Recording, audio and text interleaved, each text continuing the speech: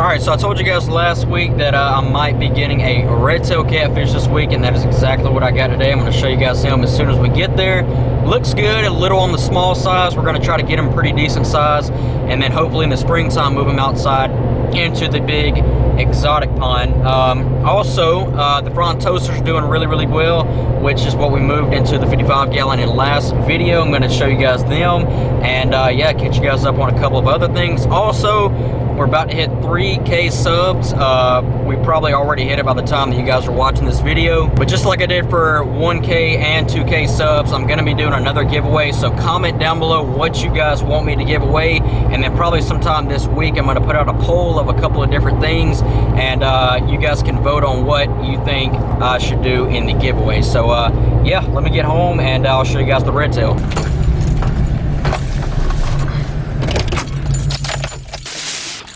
Alright, so here is the red tail right here, and for the time being, he's going to go right over here in this 46-gallon bow front tank. Let me say that again for the people who don't want to listen. For the time being, until he gets a little more size on him, probably about 7-8 inches, and hopefully by the springtime, he'll be about that size, and then we can move him outside into the big 300-gallon pond. But here he is right now. I would say he's probably about, I don't know, 3.5, 4 inches. Looks good. Really does, and hopefully we can get this sucker eating really good here in the next few days to a week or so. So he's going to go into this tank with these three guys, the flagtail, the Jack Dempsey, and the albino bisher. He'll have that big old log right there. He can go behind it too, up underneath that bubble one. I know that's kind of a weird spot, but he's got a big enough area to hide in when he feels like he needs to. And yeah, he's just going to chill out in this tank, and we're going to get a lot more size on him. Just going to set him right on in there, and then we can get a much better look at him. Guys, it has been a long time since I've had a red tail. I think I said I was not going to get one again, and if you guys remember, this past summer I was trying to get another marble Acara catfish, another big exotic catfish that gets really big like the red tail. Maybe not quite as big, but gets decent size. I can never get one. I can never get a small one, and I can never get one at a reasonable price, and really there was just none available. So this guy came into the store last week, sat at the store for a week, and I went ahead and got him today because I think we can turn this sucker into a monster. Obviously he's got a lot of time to grow in here and a lot of room to grow, in all honesty, and it's just going to be fun watching this guy get bigger and bigger. And I'm seriously considering rescaping this tank. This tank has had the same exact scape for years now, with the Jack Dempsey in here. He was the only fish in here at one point in time. Then we got the flagtail, then I got the bisher. They've been in here for several months and have done great in here with him. And in all honesty, he's a pretty laid back Jack Dempsey, except for when he does not want to be bothered, you know, but for the most part he's a pretty peaceful fish, in all honesty.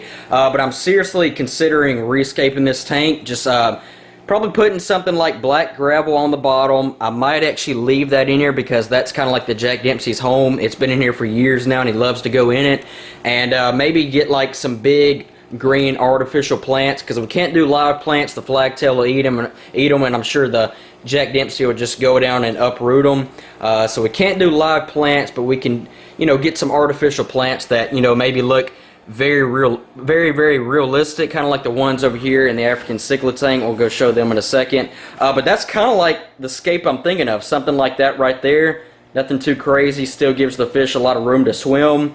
But instead of white sand, having probably black gravel, because I think that would look really nice with the Jack Dempsey's colors and also with the flagtail's colors as well. So that's what I'm thinking about doing this tank. We got to catch this tank up to speed with the rest of my tanks, because this tank obviously does not have a very naturalistic theme to it like a lot of my other tanks do. And that's why I have been rescaping a lot of my other tanks, especially some of the smaller ones, really doing a lot more live plants and rocks and stuff that just looks better and that the fish like a lot more. Like I said, we just can't do live plants in here, but we can still make it look really nice. And so here is the 55-gallon African cichlid tank, looking good. Still has a bit of a haziness to it. This tank's going through a little cloudy phase right now. I'm not sure exactly why. It has nothing to do with the filtration. Guys, I have a 350 and a 450 and a 1200 gallon per hour power head right there, which is plenty of filtration for this tank. Tank is definitely not overstocked. I don't burn the lights longer than they needed to be on, and I definitely don't overfeed. So the fish are doing great. I mean, it doesn't bother them. It just doesn't look as appealing. But the two Frontosas, yeah, they are doing great. Nobody is bothering them, and they are not bothering anyone. They are eating great, very active, and look great in this tank. So everybody's getting along here, doing great. The Leporina's looking great. He's getting bigger and bigger. Peacocks color are really showing on them. Same thing with the electric blue Jack Dempsey's and the Cenodonis, being territorial towards the other one as always. But everybody in the tank is doing great. So I think, guys, this is pretty well where I want this tank as far as fish. I'm not going to add probably any other fish in here, especially with the tank going through a little cloudy phase right now. I'm almost positive that will probably clear up and the tank will be back crystal clear sometime within the next week to 2 weeks. And I actually just changed all the filter pads this morning and did a 10-gallon water change on it, and it still has a bit of a haziness to it, but it still may clear up a little bit more from that water change. But I don't know. We'll see what happens. And the hexagon tank is looking and doing great as well, and I'm thinking about moving the two Crebensis out of here into this tank right here, which is the tank that the two Frontosas were in. And I think we're going to let this male and female pair, there's the female right there, then we're going to let her and him, the male right there, they've already paired up. They just have not spawned in this tank, and it was looking like they were going to. And then my idiotic self added the Lelupe and the that guy right there, the Dick Feldy, which, by the way, they're getting along great now. And they don't bother each other, but I think it's gotten the Crebensis a little intimidated because they're a little bit bigger than they are. And I think they would just feel a lot more comfortable with no fish and really in a smaller tank, because I don't need a tank this size to breed in. A 10-gallon with those rocks and the sand will be perfectly fine. Let me shut the light on. I haven't had it on because it doesn't need to be on, but I think we'll move them into this tank, and I think they will definitely spawn then, and then we'll have some Crebensis babies. As a matter of fact, I will bet money that they will lay their eggs right there on that flat, hard surface. Also wanted to show you guys the inler tank really fast. As you can see, I took out the 3 big white rocks in the back there, and just because I'm changing up the scape, and right now I'm kind of halfway waterlogging this driftwood, I've got to put it down all the way for it to fully waterlog. But we're going to set this in here, and going to add some more guppy grass. There's one of the shrimp right there off of the driftwood. Actually, a lot of them are up in the driftwood right now, hiding like inside of the driftwood. So I'm sure once I put it down there and add some plants, they'll start to come out more. But there's one of the blue velvets right there. Looking good, looking good. All the endlers are looking great. The Japanese lyre-tailed guppies. There's the panda cories. And we also have a zebra loach in here somewhere.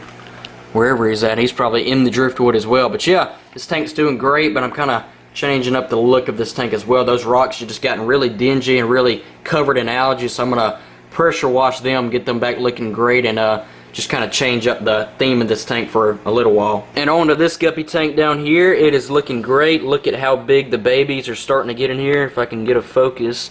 There we go. The colors are really starting to come in on their tails, and they are looking really, really nice. Sturbicories looking great as well. The plants, the Anubias, they still have that algae all over them. It doesn't really bother me that much, even though it doesn't look all that nice. But all the other plants in here are doing great. All these subulata plants are starting to come out more and starting to get a little more height on them. But yeah, the 5 Sturbicories are doing great, and so are all the guppies. And I'm going to do a little bit of a feeding for you guys with a new food, well, kind of a new food. Now, this is actually called Spirulina mysis shrimp. Now, I've fed Spirulina brine shrimp, regular mysis shrimp, but I've never fed the Spirulina mysis, which spirulina is actually in a lot of fish foods. It's really, really good for fish's health. It's actually a type of cyanobacteria, believe it or not, but it is really, really good for your fish. So we're going to do a little feeding with it really quickly. It's very, very good for saltwater fish in particular, which, by the way, this tank is looking great. I got some new zoanthids for this tank. I'm not sure what kind they are, but they're looking nice, starting to come out a whole lot more. But yeah, let's go and feed the clowns and the shrimp some real quick. Watch the shrimp get up here. Look at him. Oh, and by the way, this candy cane, look at that. That's a whole new head starting right there. That head that was one is now splitting. When I first got this thing, I think it had maybe 4 or 5 heads, and now I think it has close to 15 of them on there, so it has definitely done a lot of growing. The Duncans back there are looking great. Zoas, the Hammers, and then we have some pipe Oregon right down there. But yeah, the clowns are looking great. Big snowflake clowns. Give them a good amount of that. I mostly feed the guppies and the endlers flakes for the most part, but I also like to feed them some brine and mice shrimp and some small bloodworms from time to time because it is very good for them. And whatever they don't eat of that, the Cory cats will clean up. I'll give these guys some. There's a good bit right there, but the Cory cats absolutely love it. Let's see, we can probably see one of them grab a piece of it. Oh, he got close to it. He got really close to it for a second there. But yeah, look at that male right there. We have just one male and one female in here, not including the babies, and they've done great. I mean, they have not messed with the babies at all. The male has not, the Corys have not, and these babies, look at him, he's got a piece in his mouth right there. They are really getting big in this tank, and pretty soon they will be full grown. Give this tank a little bit of it. You have to give this tank a good amount of food because these suckers can eat. These dang tetras and barbs can get about half the food in about 10 seconds. Panda barb's real bad about it. Just gotta give a little extra for the cichlids to get because obviously they don't eat as fast as the tetras do. See the Lelupe getting it all up. You know, when I first put this Dick Feldy in here, that Lelupe did not like him at all. But look at him now. Getting along great, and that guy is really just a beautiful fish. Look at the blue on him. So nice looking. And then I'll just give the rest to these guys right here. That's not all that I feed them, but that's kind of halfway what they get. So they go around and nip it all up. But yeah, the Frontosas, they are eating really good in here. You know, they're kind of a slower moving fish, but man, they get up there and they really do get their fair share to eat. So you know, all these fish that people say will not get along just because they're completely different types of cichlids has nothing to do with that, as long as they're around the same size and none of them are overly aggressive, which if they're around the same size, none of them should be overly aggressive, then you're not going to have any problems out of them. So with all that being said, let's go and get this guy out of the bag and into his new tank. Alrighty, here we go. 3, 2, 1. There he goes. Man, he looks nice in here. Look at that. But he would look even better on some black gravel.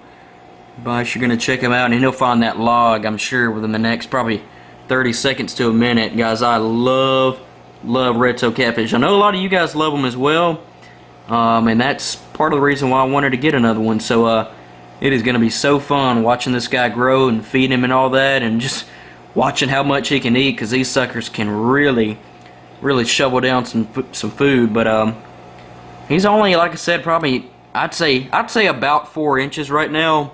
And I want to get him about twice this size before I take any chance of moving him outside. And I'm definitely going to wait till it's warm enough outside, even though that pond is heated. It still would be good for it to be staying in the 80s before he got moved back outside.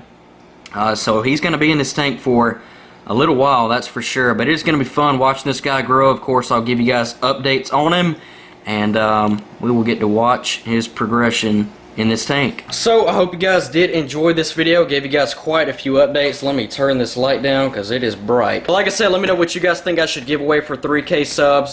Thank you guys so much for that, honestly. Like I said, I'll probably put out a poll later on this week of a couple of different options, and I'll let you guys vote on that, and whichever one has the most votes, that will be what I will end up giving away. Thank you guys for watching as always, and with that being said, I will catch all of you guys in next Sunday's video. Peace.